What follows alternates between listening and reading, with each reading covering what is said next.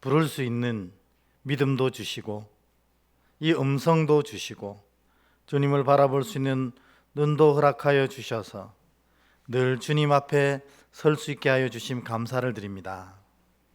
주님 앞에 부족하고 어리석은 모습으로 섰지만 주님 앞에 이렇게 선 것을 주님은 믿음으로 여겨주셔서 이 믿음에 합당한 은혜를 우리에게 베풀어 주신 줄 믿습니다. 이제 그런 믿음으로 주님 앞에 나아가오니 주께서 이 자리에 참석한 모든 자들을 영혼을 일일이 붙잡아 주셔서 오늘 주께서 주시는 귀한 은혜와 하나님의 거룩한 위로와 응답들을 풍성히 누리고 돌아가는 귀한 시간 될 수 있도록 인도하여 주시옵소서. 우리 마음속에 나뉜 마음들이 있습니까? 성령께서 오직 예수와 합한 마음이 되게 하여 주셔서 주시는 은혜들을 다 누리고 돌아가는 복된 시간 되게 하여 주시고 우리가 드리는 이 작은 예배를 통해서 하나님이 큰 영광 받으실 뿐만 아니라 주님의 놀라운 역사를 이루는 귀한 이 기초석이 되는 자리가 될 수 있도록 인도하옵소서. 이 시간 사랑하는 자들 모였습니다. 또 각자의 사정이 무엇인지 이 자리에 나오지 못한 자들도 있습니다. 주님, 그들의 사정이 무엇이든지 주님이 맡아주셔서 하나님이 부르시는 이 시간에 다 믿음으로 돌아올 수 있는 그들 될 수 있도록 인도하여 주시옵소서. 이제 예배로 시작하오니 주께서 시작부터 끝까지 온전히 주장하여 주셔서 은혜로 가득한 시간 되게 하옵소서. 예수님 이름으로 기도하옵나이다. 아멘. 오늘 말씀 잘 읽겠습니다. 요한복음 10장 1절부터 7절입니다. 요한복음 10장 1절에서 7절.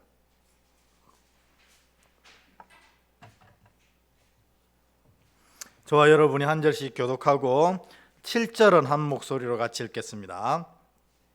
제가 먼저 읽습니다. 내가 진실로 진실로 너희에게 이르노니 문을 통하여 양의 우리에 들어가지 아니하고 다른 데로 넘어가는 자는 절도며 강도요 문지기는 그를 위하여 문을 열고 양은 그의 음성을 듣나니 그가 자기 양의 이름을 각각 불러 인도하여 내느니라.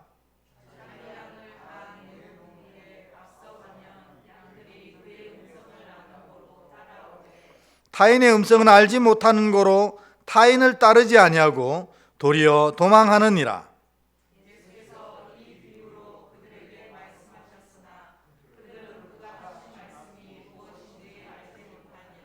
함께 하겠습니다. 그러므로 예수께서 다시 이르시되 내가 진실로 진실로 너희에게 말하노니 나는 양의 문이라. 아멘. 우리 앞뒤로 한번 인사할까요? 선한 목자이신 주님 은혜 풍성히 누리고 가시기 바랍니다. 함께 인사하겠습니다. 시작. 선한 목자이신 주님 은혜 풍성히 누리고 가시기 바랍니다. 아멘.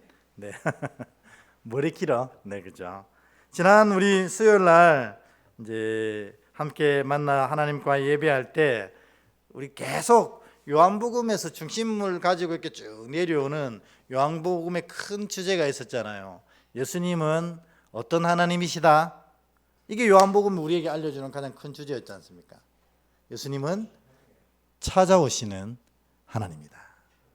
찾아오시는 하나님. 주님은 항상 당신이 구원하고 회복시킬 자를 찾아가신다는 겁니다. 얼마나 좋아요. 찾아오는 서비스입니다. 우리가 주님을 찾아도 찾을 수가 없습니다. 우리는 다 양 같아서 이 눈도 어둡고 귀도 어두워 주님을 찾을 수 있는 능력이 우리는 없습니다. 그런데 주님이 우리를 찾아오셔서 우리를 구원하시고 또 우리의 삶을 회복시켜 주신다는 것입니다. 그러니까 여러분 기도하실 때 우리가 이때까지 배웠던 많은 주인공들 있잖아요. 누구죠? 수가성의 여인. 주님, 내가 수가성의 여인입니다. 내 삶에 많은 문제들로 인해서 고통받고 있는 수가성의 여인이오니 주님께서 이 성에 찾아와 주셔서 나를 만나 주시고 수가성 여인이 뭐라고 하셨어요? 영생하도록 솟아나는 샘물을 주시겠다 하신 것처럼 이 시간 기도하는 우리에게도 그 영생하도록 솟아나는 샘물을 주시옵소서. 주님, 내가 베데스다에 누워있는 38년 된 환자입니다. 몸은 건강한데 마음이 삐뚤어지고, 몸은 건강한데 영이 삐뚤어져서, 또 몸조차 아파서 하나님을 바로 섬길 수도 없는 부족한 자인데 주님께서 이 베데스다 연못에 우리를 찾아오셔서 우리를 회복시킬 줄 믿사오니 주님, 이 밤이 그 베데스다의 연못이 되게 하옵소서. 또 지난번에 누구 만났습니까? 누구 만났죠? 소경 맹인을 만났지 않습니까? 아무것도 할 수 없는, 나면서부터 맹인이니 아무것도 할 수 없는 그가, 구걸밖에 하지 못하는 그가 괴로워하고 있을 때 주님 찾아가 주셔서 창조 때 하셨던 그 행위를 다시 한번 하시면서 그의 눈에 진흙을 발라 주셨습니다. 그리고 실로암에 가서 씻으라. 주님은 찾아오시는 분입니다. 여러분, 주님 찾아 헤맬 필요 없습니다. 있는 자리에 주님 부르시면 주님이 여러분의 그 귀한 자리에 찾아가셔서 구원과 회복을 베풀어 주시는 것입니다. 오늘 여러분 기도하는 이 자리, 예배하는 이 자리가 주님이 찾아오시는 그 실로암 연못이 되길 축원합니다. 주님 부르면 그곳이 실로암이 되는 것입니다. 근데 지난주에 그 찾아오시는 하나님, 이 구원이 이루어지는 순간이 언제냐면 주님 우리 찾아오실 때예요. 여러분, 우리는 아무도 우리의 스스로의 구원을 완성할 수 있는 자들이 아무도 없어요. 만일 우리가 진짜로 구원을 완성할 수 있는 방법이 있다면 딱 한 가지입니다. 그게 뭐죠? 율법을 온전히 지키는 것입니다. 말씀하신 대로 그대로 지키면 됩니다. 근데 여러분, 살아보시면 알잖아요. 우리가 얼마나 어리석은 죄인인지, 얼마나 부족한지, 작은 것 하나에도 마음 상해서 심지어 하나님께 투정 부리는 우리입니다. 그리고 누군가 작은 것 하나를 나한테 해를 끼쳐도 죽일 듯이 달라대기도 하고, 하나님이 명하신 명령을 분명히 알면서도 이것을 외면할 때도 있고, 그러니까 우리 스스로 우리는 우리의 구원을 이룰 수 없는 것이 너무나 명명백백하게 드러납니다. 우리 스스로 생각해 보면 그렇습니다. 다른 사람 얘기할 것도 없어요. 우리 스스로. 저도 이번 이 한 주간의 이 기도 시간 통해서 정말 느낀 것은 내가 정말 하나님 앞에 작은 죄악들 많지도 못하구나 하는 걸 느꼈어요. 정말 하나님이 이 우주 만물을 이끌어 가실 때에 내가 하나님 앞에 뭔가 도움이 되리라 천만의 말씀입니다. 하나님의 그 놀라우신 큰 역사 앞에 정말 미약한 죄악돌 같은 그런 사람이라는 걸 너무너무 여실히 깨닫습니다. 근데 놀라운 것은 뭐냐면 주님이 이 작은 죄악들을 쓰셔서 골리앗을 쓰러뜨리는 겁니다. 내가 이 죄악돌이지만 주님께 나를 내어놓으면 주님이 이거 쓰셔서 골리앗을 쓰러뜨리지 않습니까? 다윗이 골리앗과 싸우러 나갈 때 뭐 들고 나가서 물맷돌 5개, 물매와 물맷돌 5개를 들고 나갔는데 그 작은 것이 첫 번째 돌이 골리앗을 쓰러뜨립니다. 그러니까 아무것도 할 수 없는 어리석은 자지만 주님께 붙들림 받으면 그런 일을 하더라는 것입니다. 어쨌든 여러분, 우리가 할 수 없지만 찾아오시는 주님이 우리를 구원하신다, 이 놀라운 고백이 흔들리면 안 됩니다. 왜냐하면 우리가 잘 흔들리는 이유는 뭐겠어요? 우리가 우리 스스로를 볼 때 구원에 너무 합당하지 않거든요. 그래서 막 흔들립니다. 와, 내가 이래서 구원받겠나? 내가 이래서 믿음의 참 백성인가? 구원은 다시 말하지만 나로 인해서 결정되는 게 아니라는 거예요. 찾아오시는 주님이 찾아오셨기 때문에 구원받는 거예요. 여러분 모두가 그래서 이 자리에 앉으신 거잖아요. 그런데요, 지난주에 뭐예요? 구원은 주님이 찾아오실 때 완성되지만 역사와 능력은 순종을 통해서 된다는 걸 기억하셔야 돼요. 그래서 사실 믿음의 자녀들은 이런 면에서 보면 날마다 기적을 경험하는 자들입니다. 뭘 통해서요? 실로암에 가서 씻으라 하면 그게 사실은 이 사람이 날 때부터 맹인이라 예수가 누구인지도 보지도 못했고 알지도 못했을 거예요. 그런데 실로암에 가서 씻으라 하니까 그곳에 가서 씻는 거예요. 그럴 때 그의 눈이 밝게 된 겁니다. 여러분, 기적을 경험하는 건 이래서 매우 간단합니다.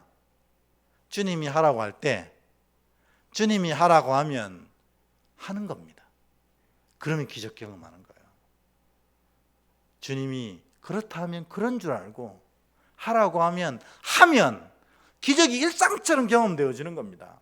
그래서 목사인 제가 진짜 답답한 게 뭐냐면 하나님이 우리가 하늘의 놀라운 역사와 기적을 날마다 경험하는 방법을 이렇게 명쾌하게 말씀해 주셨는데 왜 우리는 날마다 기적을 경험 못하고 세상의 세파에 휩쓸려 살아가고 맨날 아프고 힘들다고 눈물 흘리고 있을까요?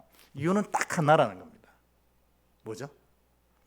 하라고 하는 대로 안 하는 거예요. 우리가 뭐 대단한 게 있다고 주님이 하라고 하는 걸 안 하니까 기적을 경험 못하고 그러니 세상살이에서 믿음으로 승리하지 못하고 날마다 작은 일에도 힘들고 어렵고 아프다고 눈물 짓는 겁니다. 여러분, 이 말씀을 분명히 드리고 싶어요. 여러분이 무엇을 하든지 하나님의 놀라운 기적을 경험하게 될지 믿습니다. 주님 살아계시기 때문이에요. 주님이 여러분과 함께 하시기 때문입니다. 근데 그거 경험 못하는 이유는 딱 한 가지라는 겁니다. 주님이 그렇다 하는 걸 인정을 못하는 겁니다. 주님이 그래서 하라고 하는 걸 안 하는 거예요. 그러니 날마다 기적을 일상처럼 경험하는 그 놀라운 영광들을 우리가 예수를 믿으면서도 몇 수십 년을 교회 다니면서도 한 번도 경험하지 못한 사람들도 있게 된다는 겁니다. 여러분, 진짜로 이 안타까운 마음으로 여러분께 선언합니다. 여러분, 매일 기적을 일상처럼 경험하는 복된 성도 되시길 축원합니다. 주님이 그렇게 정하셨거든요. 하라고 하면 하시면 됩니다. 그래서 진짜로 기적을 경험하신 여러분 되길 주의 이름으로 축원합니다. 오늘 요한복음 10장에 보면 선한 목자라고 주님이 얘기하세요. 그렇지 못한 자들은 사꾼이다 이렇게 얘기하는데 우리가 이 본문 말씀을 좀 잘못 이해하는 경우가 있어요. 그래서 우리 흔히들 보면 좀 부족하고 이런 표현이 옳을지 모르겠지만 부족하고 나쁜 목사를 우리가 뭐라 불러요? 사꾼이다 이렇게 부르잖아요. 근데 여러분, 그거 진짜 오해 중에 오해입니다. 사꾼이 나쁜 게 아니에요. 사꾼은 사꾼이 해야 될 일이 있어요. 그 사꾼이 해야 될 일을 그대로 행하고 있어요. 그런데 주님이 뭐라고 얘기하시냐면 나는 이와 같은 사꾼이 아니고 선한 목자라고 선언하시는 거예요. 그러니까 사꾼이 나쁜 게 아니라 사실 선한 목자가 굉장히 특이한 거예요. 그 내용을 이 이스라엘의 사회적 배경 이걸 좀 알면 너무나 피부에 와닿게 이해할 수 있거든요. 근데 우리가 이제 이스라엘의 사회적 배경을 잘 모르니까 요 당시에 주님이 설명하신 이 요한복음 10장을 유대인들이 느꼈던 그 기분대로 우리가 못 느끼고 있어요. 그러니까 우리가 피상적으로 들으니까 선한 목자는 좋은 목자, 사꾼은 나쁜 이렇게 되는 겁니다. 그게 아니거든요. 그래서 오늘 얘기를 잘 한번 들어보시면 이 얘기의 진짜 의미를 깨달을 수 있습니다. 먼저 한번 1절 2절을 같이 한번 읽어보겠습니다. 1절 2절 시작. 내가 진실로 진실로 너희에게 이르노니 문을 통하여 양의 우리에 들어가지 아니하고 다른 데로 넘어가는 자는 절도며 강도요 문으로 들어가는 이는 양의 목자라. 아멘. 했습니다. 그래서 오늘 주님이 당신을 설명하실 때 나는 양의 목자다 이렇게 설명하십니다. 양의 목자.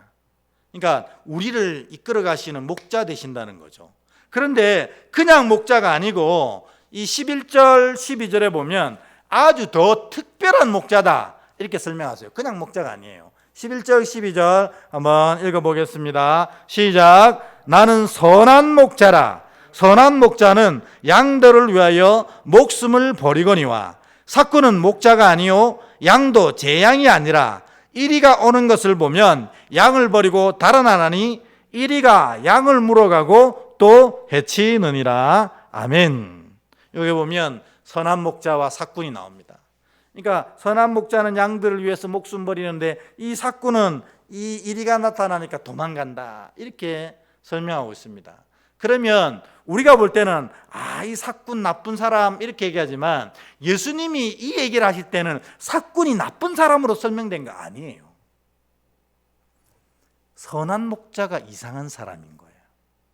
그거 유대의 배경을 한번 여러분 잘 설명 들어보면 압니다. 당시에 유대의 모든 가정들은 양을 다 키웠어요. 왜 양을 키웠을까요? 양이 진짜로 엄청난 일을 하거든요. 유대의 가정에서. 첫 번째로 양 고기를 먹습니다. 여러분 양고기 드셔보셨어요? 진짜로 고기 중에 제일 맛있는 고기가 제가 볼 때는 양고기입니다. 그러니까 이 유대인들은 이 양을 이렇게 고기로 잡아먹고, 두 번째로는 양젖을 씁니다. 그래서 양 우유를 먹거든요. 우유가 아니죠. 양젖이죠. 양젖도 먹고. 그 다음 또 뭐 합니까? 양털로 옷을 입습니다. 그러니까 의식, 모든 이 일반 생활에서 양이 이렇게 유대인들에게 해주는 일들은 뭐 지대한 거의 대부분이라고 말할 수 있어요. 그러니까 양은 그냥 어떤 일을 위해서 하는 것이 아니고 필수품입니다. 그래서 모든 유대인 가정마다 양을 키웠거든요. 근데 유대인들 아시지만 그렇게 잘 살지 못했어요.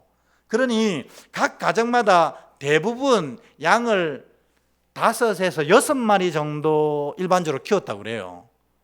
많이 키우면 30, 40은 대농장, 대주주인 겁니다. 큰 부자예요. 보통 가족이 이렇게 먹고 살 만큼 하기 위해서 5에서 6마리를 키웠는데 또 각자의 일이 다 있잖아요. 예수님처럼 목수일을 한다든지 베드로처럼 물고기를 잡는다든지 어떤 사람은 농사를 짓는다든지 다 각자의 일이 있거든요. 그러니까 양의 모든 시간을 할애할 수가 없어요. 그것도 또 엄청 많으면 30마리 정도 되면 이 양만 따로 키워주는 전문 양치기를 구해서 맡겨주기도 합니다. 그런데 5마리 갖고 양치기를 맡길 수는 없잖아요. 그러니까 대부분 유대인들은 다 고모양 하니까 이제 수를 낸 겁니다. 어떤 방법이냐면 마을 전체에 한 군데를 정해놓고 이 공동 우리를 만들어 놓는 겁니다. 그래서 모든 마을의 양들을 그곳에 다 아침에 출근할 때 보냅니다. 그러면 그 마을의 모든 양들이 그 우리에 모이거든요. 그러면 목자를 몇 명만 두면 이거 마을 전체 양을 다 관리할 수 있어요.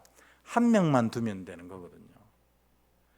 그 1명을 이 마을 전체의 양을 담당하는 그 1명을 뭐라고 부르냐면 삭군이라고 불렀어요. 삭군. 그러니까 오늘 여기 나오는 삭군은 뭐냐면 마을 공동 우리에서 마을 전체의 양을 자기가 직업적으로 별도로 지키는 이 직업 양측이라는 겁니다. 그래가지고 마을 사람들이 전부 다 십시일반으로 돈을 걷어서 이 삭군의 이 삭을 치르고 이 양을 지키게 하는 겁니다. 그런데 이 삭군은 이 미시나라고 하는 이스라엘의 이 구전 문서가 있습니다. 여러분 혹시 탈무드는 아시죠? 탈무드보다 사실은 유대인들에게 미시나가 더 중요한 책입니다. 왜냐하면 이러한 일일이 유대인의 삶에 필요한 원칙들이나 규칙들을 다 설명해 놓은 것이 미시나거든요. 이 미시나에 보면 삭군이 이 일을 하는 원칙에 대해서 설명한 부분이 있습니다. 그 원칙의 1번이 뭐냐면 양을 치되 목숨을 걸지는 마라. 이게 1원칙입니다. 왜냐하면 당연한 거 아닙니까? 이 양치기는 지금 살려고 양을 치는 겁니까? 죽으려고 양 치는 겁니까? 다 먹고 살려고 양 치는 거 아닙니까? 그런데 양 친다고 해갖고 막 이 양치기 하면 3가지 어려움이 찾아온다거든요. 밤에는 뭐냐면 도둑들이 기승을 부린답니다. 몰래 와서 훔쳐가는 도둑들. 우리가 보면 강도요, 절도다 이렇게 얘기하잖아요. 이 절도는 도둑들은 밤에 오는 거예요. 근데 강도들은 대놓고 낮에 온대요. 막 여러 명이 한데 모여서 칼 들고 와서 이 목자를 위협하고 양들을 훔쳐간다는 겁니다. 또 3번째 위협이 뭐냐면 이 짐승들도 이 공동목장에 있는 이 양들을 노린다는 거예요. 그래서 찾아온 짐승들 대부분 보면 뭐 표범이 되게 많았대요. 표범 많고 그 다음에 이리떼가 참 많았답니다. 그러니까 오늘 본문에도 보면 예수님이 이리가 오는 것을 보고 도망가는 게 삭군이다 이렇게 얘기하잖아요. 근데 도망가는 게 그게 지만 살라고 도망가는 나쁜 사람이 아니고 이 사람도 이걸 통해서 가족을 먹여 살리는 사람이기 때문에 생명을 잃을 경우가 발생하면 반드시 도망가라는 게 원칙이에요. 근무원칙. 이것은 이 사람에게만 얘기한 게 아니고 유대 전체 마을이 공유하는 원칙이었던 거예요. 너 왜 양들 버리고 도망갔냐? 이렇게 얘기할 수 없었어요. 왜냐하면 그게 원칙이고 사실은 목숨보다 양이 중요합니까? 양보다 목숨이 중요합니까? 당연히 목숨이 중요하죠. 그러니까 여기서 말할 때 예수님이 삭군은 이 때가 오면 도망간다 할 때 이 삭군을 공격한 것이 아니라는 거죠. 삭군의 원칙이 그거다. 미시나에 나온 건 그거 얘기하시는 거예요. 그런데 예수님은 삭군이 아니랍니다.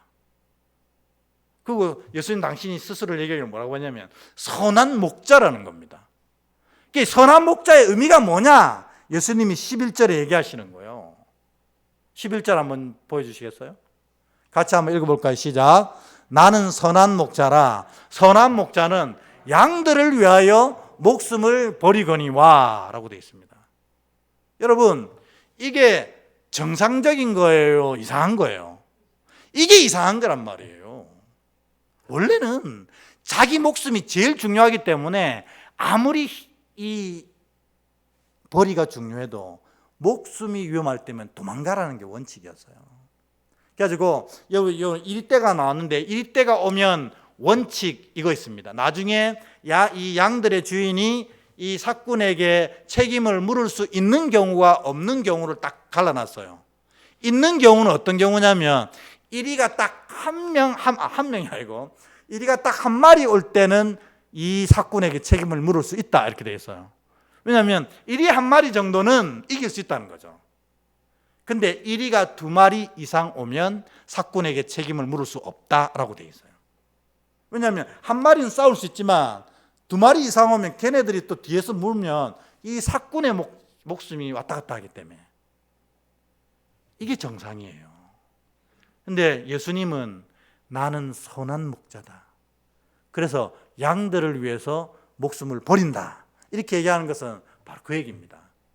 내가 너희들이 판단하고 생각하는 그 이성적인 원칙보다 더 너희가 생각할 때 너무너무 이상한 모습이겠지만 나는 너희를 위해서 내 목숨을 버리는 자다. 이렇게 선언하시는 겁니다. 그러니까 여러분 사실은 삭군이 이상한 게 아니고 선한 목자가 이상한 거예요. 근데 주님은 그렇게라도 해서 우리를 구하신다는 것입니다. 이 세상에 여러분이 진짜로 생명의 위협이 있을 때 여러분을 대신해서 생명을 버려줄 사람이 있겠습니까? 부부가 그렇다고요? 안 그렇습니다. 우리 집사님 맨 앞에서 고개 너무 세게 흔들던데. 여러분, 부부가 나를 대신해서 생명을 바친다? 여러분, 안 그렇습니다. 그래서 이 부부가 님이라는 글자에 점 하나만 찍으면 바로 남이 되잖아요. 부부는 그렇게 할 수 없어요. 부모가 자식에게 생명을 주고 바친다. 그것도 사실은 굉장히 드문 경우입니다. 근데 주님은 우리를 위해서 목숨 바치는 자다. 이 선언이 선한 목자라는 뜻입니다. 그러니까 주님이 정말 착해서 양들을 완전히 보호하고 아끼시는 분이고 저 사꾼과 같은 나쁜 사람 아니다, 이런 뜻이 아니고, 이 선한 목자의 진짜 뜻은 너희를 위해서 생명까지 버리는 유일한 자니라, 이걸 선언하시는 거예요. 그러니까 선한 목자란 나를 위해 생명을 버리는 자다 하는 겁니다. 그러니까 여러분, 주님을 선한 목자라고 부를 때 우리가 막 기쁨에 넘쳐서 부를 수 없어요. 마음이 아파야 됩니다. 나 같은 죄인 살리려 주님이 목숨 버리시는 분이십니다. 이 고백이 선한 목자라는 겁니다. 오늘 여러분 기도하실 때에 이 선한 목자를 고백하시면서 나를 위해 생명을 버리시는 그 주님을 진짜 마음으로 고백하고 감사할 수 있는 여러분 되었으면 좋겠습니다.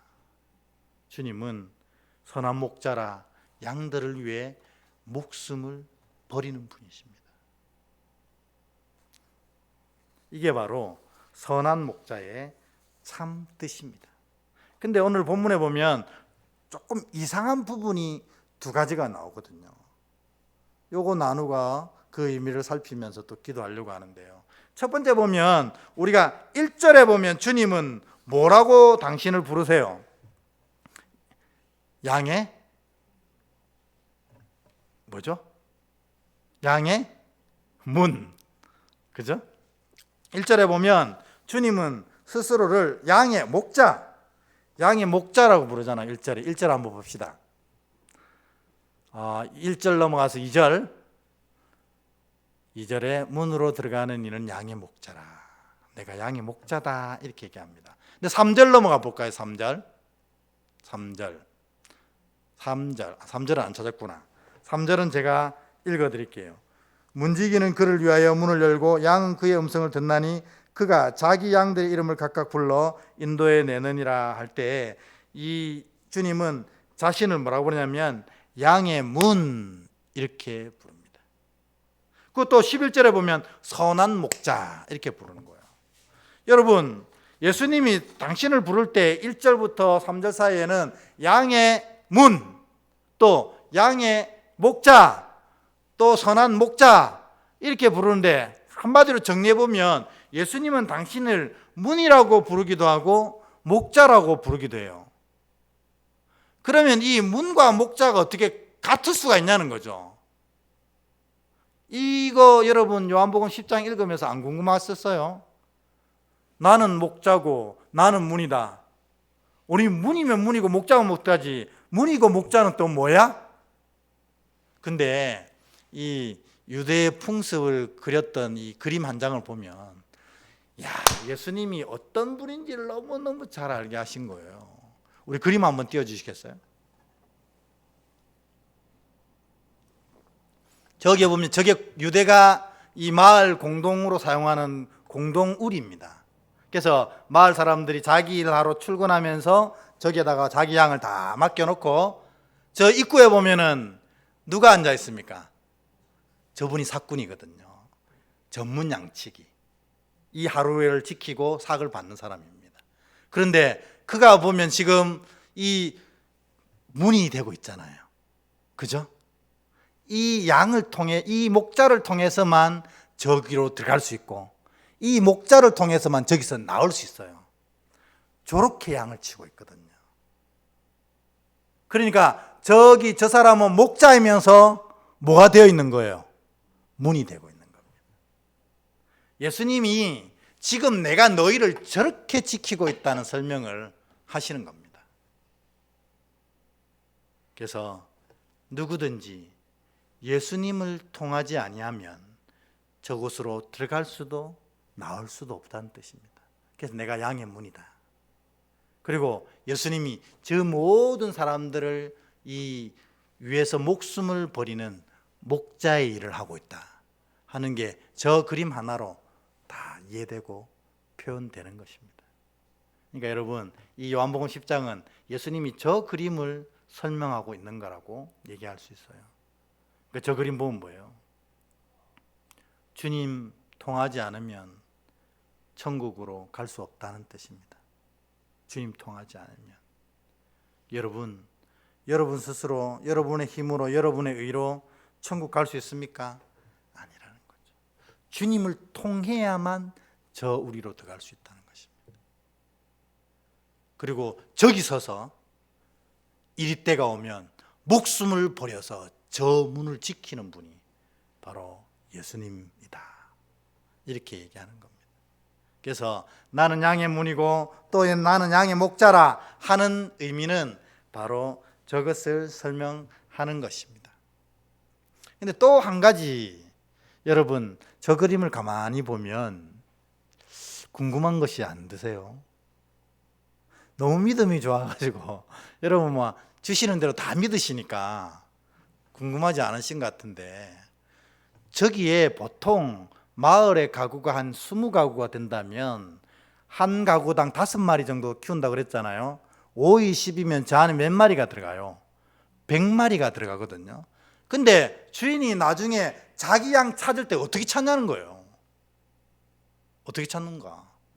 그런데 기가 막히게 틀리지 않고 다 자기 양을 다 찾아간다는 겁니다. 자기가 찾지 않거든요. 주인이 가자 이러면 그 주인의 양들은 매 하고 다 나오는 거예요. 기가 막히게. 그래서 오늘 이 뭐라고 얘기합니까? 3절에서 5절 사이에 보면 이렇게 얘기합니다. 3절 5절 한번 볼까요? 같이 읽습니다. 시작. 문지기는 그를 위하여 문을 열고 양은 그의 음성을 듣나니 그가 자기 양의 이름을 각각 불러 인도하여 내느니라. 자기 양을 다 내놓은 후에 앞서가면 양들이 그의 음성을 아는 거로 따라오되 타인의 음성은 알지 못하는 거로 타인을 따르지 아니하고 도리어 도망하느니라. 아멘. 그러니까 아까 저기서 20가정의 이 양들이 막 뒤섞여가 있는데 가자 이러면 주인이 퇴근하고 와서 가자 이러면 그 주인의 양들만 매 하면서 다 딱 따라 나오는 거예요. 혹시 이 주인이 다른 양이 욕심이 나서 너도 가자 이래도 팍 도망간다는 겁니다. 그 말이 3절에서 5절이거든요. 여러분 이게 어떻게 가능한지 궁금 안 하신가요? 전 되게 궁금했거든요. 그런데 요거만 연구한 분들이 또 있더라고요. 미국의 유명한 신학자가 이거를 이스라엘 가서 양치기랑 몇 년을 같이 거주하면서 이걸 연구했어요. 어떻게 양들은 자기 주인의 음성을 듣지? 몇 년째 연구해도 모르겠는 거예요 도대체. 그래가지고 그 양을 치는 목자에게 물어봤어요. 성경에 내가 이 구절을 궁금해서 이 구절을 밝히려고 지금 이스라엘에서 3년째 연구하고 있는데 이 비밀을 모르겠다. 어떻게 하면 양들이 목자의 음성만 듣고 자기 목자의 음성만 듣고 따라가느냐. 그랬더니 그 양치기들이 이렇게 웃으면서 그 비결을 설명해 주더라는 거예요. 여러분 아마 처음 들으셨을 거예요. 뭐냐면 양을 처음에 살 거 아니겠어요? 아니면 뭐 태어난 양이라든지 사는 양이 있을 거 아닙니까? 그러면 이 양을 14일을 굶긴대요. 그냥 아무리 발광을 해도 14일을 꼬박 굶긴다는 겁니다. 그리고 나서 15일째가 될 때 사료를 탁 준대요. 그러면 막 2주를 굶었으니까 얼마나 정신없이 먹겠어요. 막 진짜로 허겁지겁 신나게 먹는답니다. 그러고 나면 또 며칠을 굶긴다고요? 14일을 또 굶기는 거예요. 그리고 또 15일째 되면 또 사료를 주인이 주는 거예요. 먹어라 이렇게 하고. 그럼 또 허겁지겁 먹는데요. 그러니까 이 양이 요거를 몇 번 반복하고 나면 먹어라 하는 주인의 음성만 집중한다는 거예요. 왜냐하면 주인이 먹어라 할 때 그때가 14일 만에 15일째 찾아오는 행복이거든요. 요때 못 먹으면 그만 죽을 것 같았거든. 근데 그때 탁 먹이니까 그 음성에만 집중하게 되는 거예요. 그래가지고 새로운 양이 딱 오면 그 양을 이렇게 한 6개월 정도 훈련한답니다. 그러면 이 양은 다른 사람들의 음성은 하나도 신경 안 쓰게 되는 거예요. 오직 누구예요? 자기에게 사료 줬던 그 목자 음성만 집중하는 겁니다. 그러니까 저게 막 100마리 양이 막 섞여가 있어도 가자 이러면 그 양만 맹 하고 일어나는 거예요. 왜냐하면 그 음성이 나를 살려준 음성이기 때문에 그렇다는 거예요. 신기하죠? 그 얘기가 내 양은 내 음성을 듣나니라는 겁니다. 여기는 두 가지 의미가 있습니다. 첫 번째 뭐냐면 우리의 믿음을 성장시키는 것은 고난이라는 겁니다. 고난. 여러분, 편안한 사람들이 믿음이 성장 안 합니다. 그것은 성경 전체가 얘기하고 있는 진리입니다. 편안할 땐 오히려 범죄한다는 겁니다. 그러니까 하나님의 자녀에게 고난은 믿음을 세워가는 하나님의 방법이라는 겁니다. 그러니까 여러분, 고난을 너무 싫어하지 마세요. 물론 고난이 힘들 수는 있지만 하나님 내게 이 고난 주시는 것은 내 믿음을 온전히 세우려고 하는 하나님의 계획이라는 겁니다. 그러니까 시편이 노래하는 게 뭐예요? 고난 당하는 게 내게 항상 유익이 되더라는 거예요. 내가 이 고난 통해서 주의 율례를 배운다는 겁니다. 근데 그런 마음이 있어야 그 율례를 배우게 되는 거예요. 주님 나를 사랑하신다고 하면서 나를 위해 목숨 버리는 선한 목자라고 하면서 왜 내게 이런 어려움만 매번 주십니까? 이러면 믿음이 성장 안 하는 겁니다. 주님이 이 고난 주시는 것은 무엇 때문에 주시는 거예요? 내 믿음을 세워가기 위해서인데 오늘 믿음을 세워가는 주님의 방법이 뭐예요? 주의 음성에 귀 기울이는 자가 되게 하시려고 하신다는 겁니다. 그러니까 여러분, 고난 가운데서 여러분들이 받아야 될 훈련이 뭐냐면 주의 음성 듣는 훈련을 고난 가운데서 하셔야 된다는 겁니다. 근데 우리 반대예요. 주님 이 고통 또 줍니까? 또 줍니까?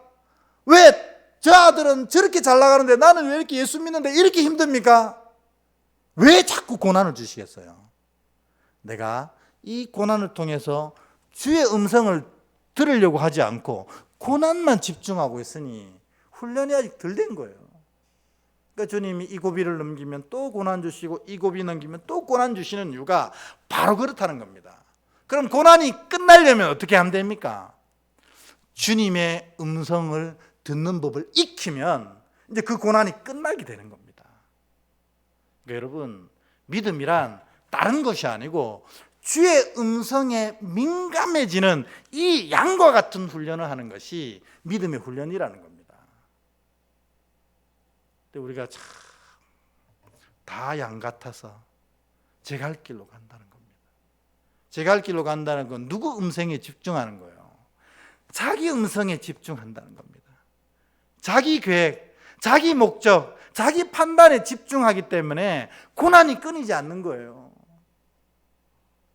여러분, 고난은 내 생각도 있고 내 판단도 있고 내 음성도 있지만 주님의 음성을 들으려고 애쓰도록 하시는 게 고난이라는 겁니다. 그러니까 여러분, 고난 당하는 가운데 계십니까? 그러면 지금 그때가 어느 때입니까? 주님의 음성을 들어야 될 때입니다. 틀림없이 주님은 고난 가운데 내게 하시고자 하는 말씀이 있거든요. 그 말씀을 딱 들을 때 내가 믿음으로 성큼 성장하게 된다는 것입니다. 오늘 주의 음성을 알아듣는 양들을 훈련하는 방식이 바로 그런 고난이었다는 것입니다. 두 번째는 뭐냐면 양들이 그 이 주인의 음성에 민감해질 수밖에 없었던 건 뭐냐면 그 주인이 보름 만에 자기 생명을 살려준 존재라는 걸 늘 고백했거든요. 여러분, 여러분이 여지껏 살아온 게 누구 은혜입니까? 우리 그건 너무 쉽게 잊어버려요. 정말 여러분 이제껏 살아온 것은 오로지 주의 은혜라고 노래는 부르는데 마음은 공허한 겁니다. 아닙니다. 믿음은 주의 음성을 듣는 법은 뭐냐면, 그에 예민해지는 법은 뭐냐면, 내 이 생명을 주님께서 이 십자가에서 물과 피를 쏟으시면서 나를 구원해 주셨다는 이 고백이 온전히 자리할 때 귀가 열리기 시작한다는 겁니다. 그러니까 이 귀가 안 열리면, 이 고백이 없으면 믿음은 30년 40년을 다녀도 제자리 걸음이라는 겁니다. 여러분, 주님이 여기 물과 피를 다 쏟으시면서 여러분 하나를 구원하셨습니다. 그게 고백이 안 되면 저희 얘기가 지겨워지기 시작하는 겁니다. 또 했던 얘기를 또 하냐, 뭐 별것도 아닌 얘기를 저렇게 목에 핏대를 세워서 얘기하냐. 근데 저는 그게 너무너무 소중하거든요. 나같이 부족하고 이 죄악들 만한 나를 주님이 보혈을 흘려서 구원해 주셨습니다. 이 고백을 하고 나면 세상이 완전히 새로워지거든요. 그리고 그 속에서 말씀하시는 주님의 음성이 들리거든요. 그러면 주님이 가자 할 때 매 하고 주님을 쫓아가서 영광스러운 그 길을 걸어가는 믿음의 백성이 될 수 있게 된다는 것입니다. 여러분에게 두 가지가 부족할 수도 있어요. 고난을 대하는 태도가 틀릴 수도 있습니다. 두 번째 뭐예요? 고난 앞에서 주님이 나를 물과 피를 다 쏟아 구원해 주시다는 고백이 부족할 수도 있어요. 이거 없으면 주님의 음성 들을 수가 없다는 겁니다. 여러분, 설교가 잘 안 들리는 것은 그래서요. 물론 설교자가 설교를 잘 해야 되기도 하고 준비도 많이 해야 되기도 합니다. 그것은 설교자에게 관련된 것입니다. 근데 여러분이 설교가 안 들리고 설교가 재미없고 설교가 은혜가 안 되는 것은 영적인 상태를 대변하는 거라고 생각하시면 돼요. 틀림없습니다.